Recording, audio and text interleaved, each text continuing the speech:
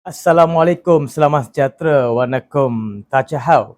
Saya Muhammad Suman Siwam. Kembali lagi. Hari ini ingin saya memberikan sedikit penerangan berkaitan dengan isu minyak. Ya, baru-baru ini kita mendapati ataupun kita dapat satu pengumuman daripada PMX atas kenaikan harga minyak.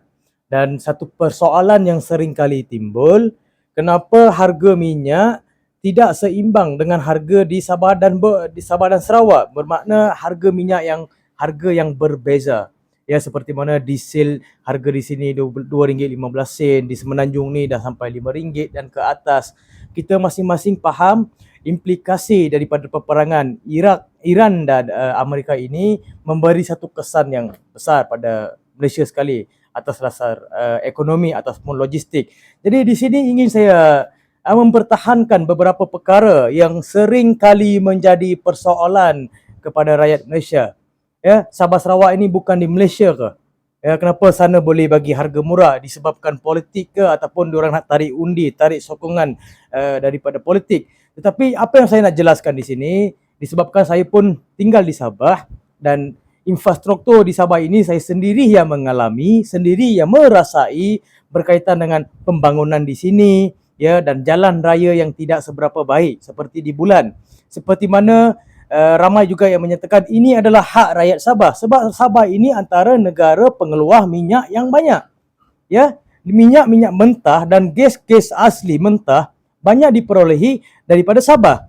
Dan bila mana haknya diambil tetapi tidak dipulangkan seperti mana selalu kita dengar MA63, yang 40% MA63 masih dituntut sampai ke hari ini oleh pelbagai aktivis dan pemimpin daripada Sabah sendiri.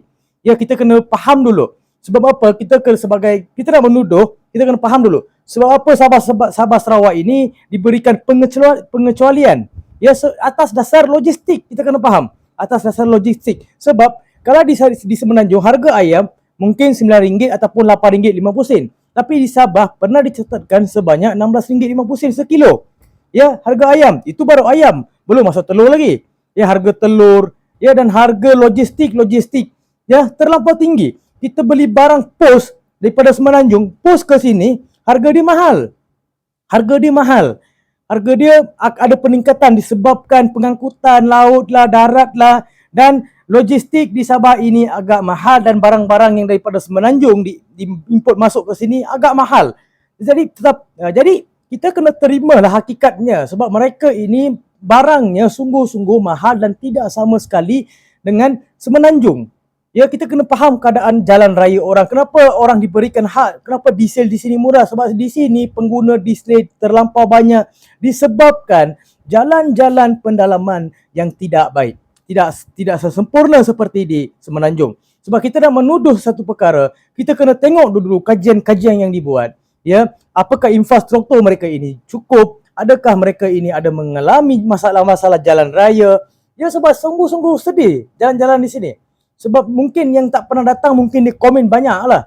Oh, Sabah Sarawak ini pun Malaysia lah, kenapa dia tak diberikan subsidi ataupun diberikan sama rata harga dia? Mana ada sama rata? Sebelum-sebelum ini pun tidak ada yang disamaratakan.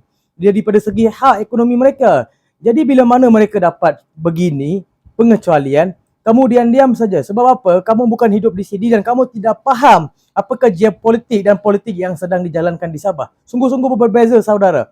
Kita kena faham keadaan orang dulu. Bila mana kita mengkritik, kita kena tahu atas dasar apa kita kritik dan kita perlu membaca kajian-kajian. Ada banyak kajian infrastruktur, kajian kemunduran ataupun kajian-kajian yang berkaitan dengan negeri Sabah Sarawak ini atas banyak universiti buat kajian begitu sebab diorang melihat satu kelemahan infrastruktur yang begitu ketara ya di Semenanjung dan di Sabah Sarawak. Jadi kita kena adil dalam memberikan pandangan, memberikan peruntukan, ya, memberikan sesuatu perkara. Kamu tarah dia punya hasil, bila mana dia dapat hak yang lebih, ya, kamu pula mempersoalkan hak mereka. Hak tetap hak. Kita memberikan hak kepada mereka. Tidak ada salah. Bukan disebabkan saya di Sabah, saya ini memprotek ataupun memberikan satu pandangan yang berat sebelah. Tapi hakikatnya kita perlu terima, ya, dari segi perlembagaannya, daripada segi perjanjian MA63-nya. kita kena faham dulu situasi yang sebenar sedang terjadi ini. Sekian, terima kasih daripada saya Muhammad Suman Siwam.